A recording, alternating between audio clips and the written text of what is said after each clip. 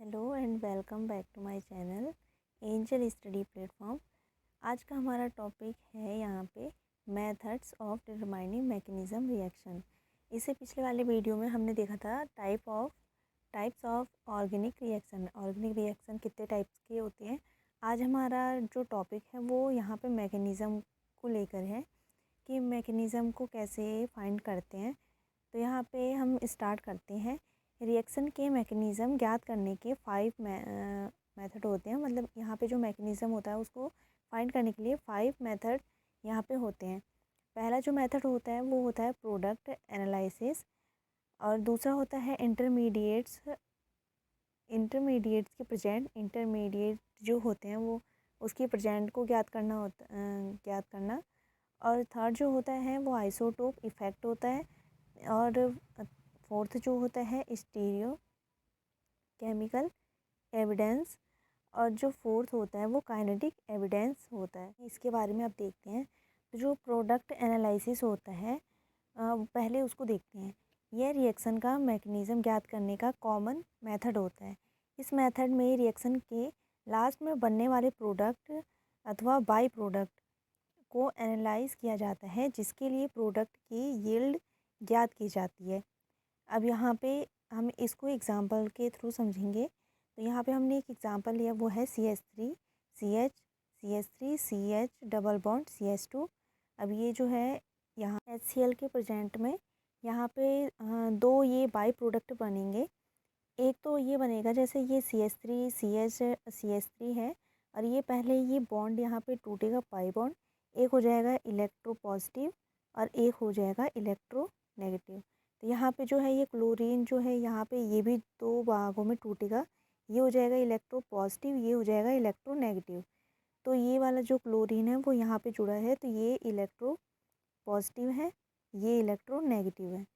तो क्या होगा, जब ये बॉन्ड टूटेगा तो ये इसका एक हाइड्रोजन जो है ये एक CH3 से CH से जुड़ जाएगा, और जो ये क्लोरीन है वो इस CH2 से बॉन्ड बना लेगा, जिससे कि हमारा ये प्रोडक्ट निकल के आएगा।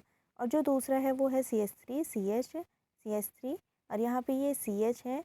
यहाँ पे जब ये बॉन्ड टूटा तो ये क्लोरीन यहाँ पे जुड़ गया, और एक जो हाइड्रोजन ये है HCl का, ये हाइड्रोजन आके यहाँ पे जुड़ गया। तो ये जो है ये ज़्यादा अमाउंट में बनता है, और ये यहाँ पे ये जो है ये कम अमाउंट में बनता है। अब ये देखेंगे, इस रिएक्शन के प्रोडक्ट को एनालाइज करने पर ज्ञात होता है कि रिएक्शन मध्यवर्ती कार्बोकैटायन है। अतः इस रिएक्शन का मैकेनिज़्म SN1 है। जब रिएक्शन जो है वो मध्यवर्ती कार्बोकैटायन बनाती है तो वो SN1 मैकेनिज़्म होती है। और जब रिएक्शन जो है इंटरमीडिएट बनाती है तब ये रिएक्शन जो होता है वो SN2 होता है। अब SN1 SN2 क्या होता है वो हम नेक्स्ट वीडियो में देखेंगे। अभी यहाँ पे सेकंड पॉइंट देखते हैं इसका। इससे पहले हम प्रोडक्ट एनालिसिस के लिए एक एग्जांपल देखते हैं। वो एग्जांपल हमने यहाँ पे लिया है CH3। यहाँ पे अब हम देखेंगे कार्बोकैटायन यहाँ पे कैसे बनते हैं।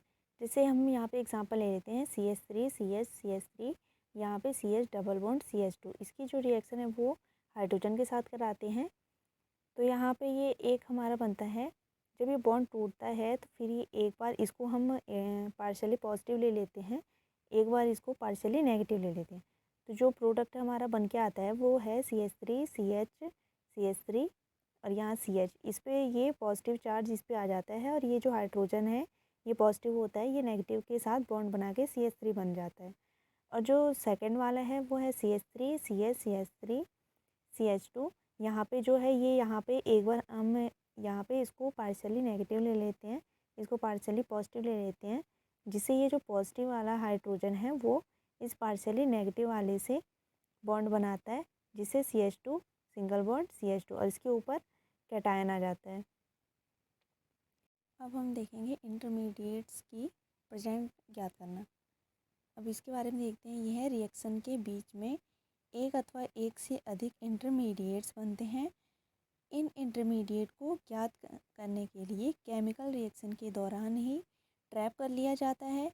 इन्हें ट्रैप करने के लिए कुछ स्पेशल कंपाउंड का यूज़ किया जाता है जिन्हें ट्रैपिंग एजेंट्स कहा जाता है।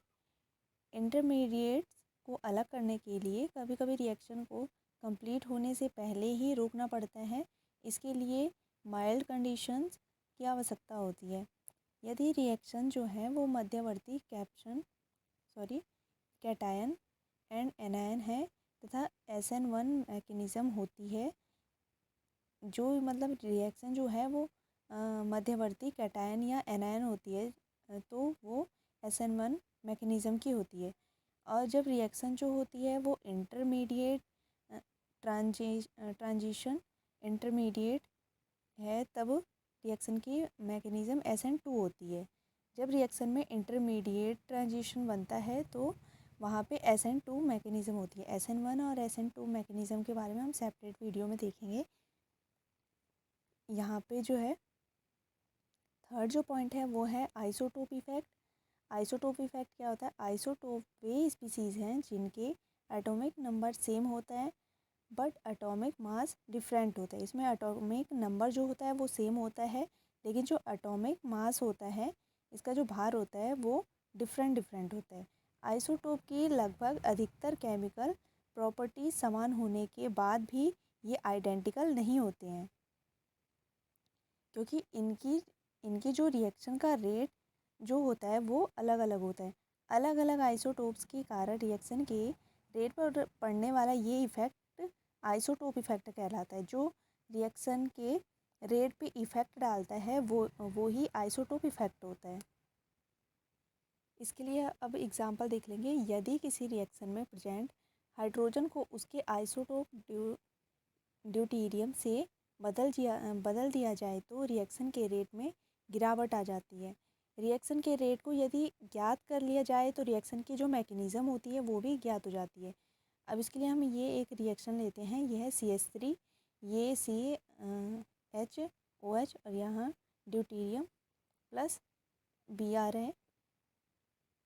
हमारा जो बन के आता है वो है CH3 CH, यहाँ ड्यूटेरियम ले लिया, यहाँ पे Br प्लस OH। ये जो OH है इसकी जगह पे ये Br जुड़ के इसका जो रेट निकल गया है वो है 1.0।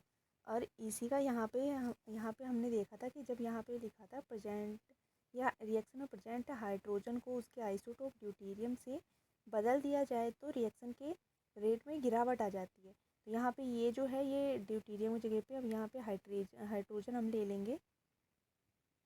तो यहाँ पे ये देखेंगे कि यहाँ पे ये सेम रिएक्शन हो रही है, यहाँ पे सेम ही ऐसी होगा, लेकिन इसका जो रेट हमारा है वो यहाँ पे कम हो गया है। यहाँ पे 1.0 था, यहाँ पे 0.5 हो गया है। अधिक रेट वाली रिएक्शन की मैकेनिज़्म SN1 तथा कम रेट वाली रिएक्शन की जो मैकेनिज़्म होती है वो SN2 होती है।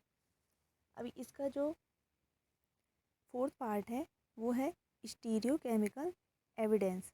अब इसके बारे में देखते हैं ये क्या होता है। रिएक्शन के अंत में, रिएक्शन के लास्ट में प्राप्त होने वाले प्रोडक्ट के विन्यास को बोलते हैं कॉन्फ़िगरेशन, के आधार पर भी रिएक्शन मैकेनिज़्म को ज्ञात किया जा सकता है। इसके लिए रिएक्टेंट तथा प्रोडक्ट के विन्यास को कंसीडर किया जाता है। यदि विन्यास कॉन्फ़िगरेशन का रिटेंशन होता है तब रिएक्शन की मैकेनिज़्म SN1 होती है, तथा अगर ये कॉन्फ़िगरेशन का इन्वर्सन होता है तब रिएक्शन की मैकेनिज़्म SN2 होती है। जब रिएक्शन में रिटेंशन होता है तो रिएक्शन की मैकेनिज़्म जो होती है वो SN1 होती है, तथा जब ये कॉन्फ़िगरेशन में यहाँ पे इन्वर्जन होता है तब रिएक्शन की मैकेनिज़्म SN2 होती है। इसको हम एग्जांपल से देखेंगे।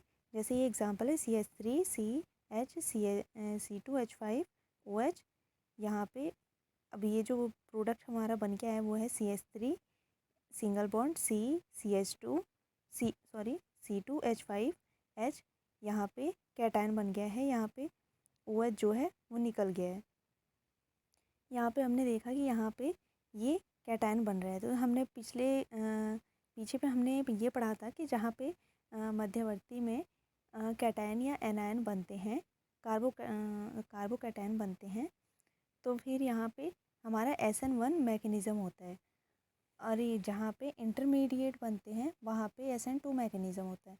अब ये जो है एक और देख लेते हैं, जैसे CH3 single bond C2H5H plus Br इसके साथ रिएक्शन कराते हैं, तो ये जो Br है वो इस कैटन से मतलब कार्बन पे जो पॉजिटिव चार्ज है और Br पे नेगेटिव चार्ज है, ये इसके साथ बॉन्ड बना लेता है, जिससे CH3 single bond C2H5H Br, ये Br जो है इसके साथ बॉन्ड बना के यहाँ पे ये इसके साथ बॉन्ड बना लेता है। जो अब ये जो है ये भी SN1 मैकेनिज़्म होती है।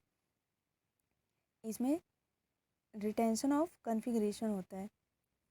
ये CH3, अब ये जैसे SN2 के लिए एक ले लेते हैं, CH3 सिंगल बॉन्ड C2H5HOH, इसकी रिएक्शन जो है ये Br से कराते हैं, तो यहाँ पे हम देखेंगे कि यहाँ पे ये इंटरमीडिएट स्टेट बन रही है, या कह सकते हैं इंटरमीडिएट ट्रांजिशन स्टेट बन रही है।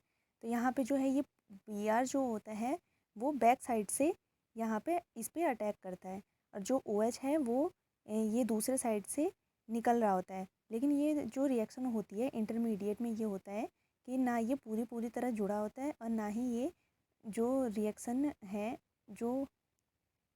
ये जो ग्रुप है ये ना पूरी तरह जुड़ा होता है, और ये जो ग्रुप है जो पहले से जुड़ा हुआ है ना ये पूरी तरह से निकला होता है। तो फिर ये जो हमारा ये स्टेट बनता है ये हमारा इंटरमीडिएट ट्रांजिशन स्टेट बनता है। और यहाँ पे ये हमारा जो बन के आया है ये है Br, ये अब यहाँ पे ये इसके साथ जुड़ के ये बन के निकल आया बन गया है, और यहाँ पे जो OH है वो यहाँ से निकल गया है, तो बन गया है Br सिंगल बॉन्ड CH, और यहाँ पे CH3 और C2H5। ये जो है ये हमारा SN2 मैकेनिज़्म है, ये हमारा इन्वर्जन ऑफ कन्फिग्रेशन है। जो हमारा फिफ्थ पॉइंट है वो है काइनेटिक एविडेंस। काइनेटिक एविडेंस क्या होता है? काइनेटिक स्टडी के आधार पर रिएक्शन का मैकेनिज़्म फाइंड करना डिफ़िकल्ट है। यदि रिएक्शन का ऑर्डर फर्स्ट हो तब रिएक्शन SN1 मैकेनिज़्म की होती है, तथा जब रिएक्शन का ऑर्डर सेकेंड हो तब रिएक्शन SN2 मैकेनिज़्म की होती है। जैसे CH3BrOH, यहाँ पे CH3OH Br, रेट जो है वहाँ वो यहाँ पे CH3Br ये है, और यहाँ पे ये OH ये है सेकेंड ऑर्डर रिएक्शन, ये है SN2 मैकेनिज़्म। और यहाँ पे CH3 सिंगल बॉन्ड CH3 और Br, इसकी रिएक्शन जो है वो OH से कराते हैं, तो CH3 सिंगल बॉन्ड CH3 और ये जो Br के जगह पे ये OH जुड़ जाएगा, तो यहाँ पे ये OH जुड़ गया और ये Br निकल गया। तो इसका जो रेट ऑफ रिएक्शन है वो है KCH3, यहाँ पे ये फर्स्ट ऑर्डर रिएक्शन होती है, ये SN1 मैकेनिज़्म की होती है। ऑर्डर ऑफ रिएक्शन कैसे फाइंड करते हैं वो हम नेक्स्ट वीडियो में देखेंगे। देख लेते हैं। जैसे कि फर्स्ट रिएक्शन में दो रिएक्टेंट्स का कंसंट्रेशन चेंज होता है, अतः इसका ऑर्डर जो है वो 2 होगा, तथा रिएक्शन जो मैकेनिज़्म SN2 होगी। जबकि जो रिएक्शन हमारा सेकंड था उसमें केवल एक रिएक्टेंट का कंसंट्रेशन चेंज होता है, अतः इसका ऑर्डर 1 होगा तथा मैकेनिज़्म SN1 होगी। ये जो हमारा फर्स्ट रिएक्शन था इसमें दोनों का कंसंट्रेशन चेंज होगा, इसलिए ये सेकंड ऑर्डर रिएक्शन है जो कि SN2 मैकेनिज़्म की है। और यहाँ पे एक ही रिएक्शन का कंसंट्रेशन चेंज हो रहा है, जिससे कि ये SN1 मैकेनिज़्म का ये इसका ऑर्डर जो है वो 1 होगा। आई होप आपको ये वीडियो अच्छी लगी होगी, और आज का हमारा यही टॉपिक यहीं पे ख़त्म करते हैं कि कैसे मैकेनिज़्म रिएक्शन को फाइंड किया जाता है। आपको अगर ये वीडियो पसंद आए तो please like and subscribe me. Thank you so much.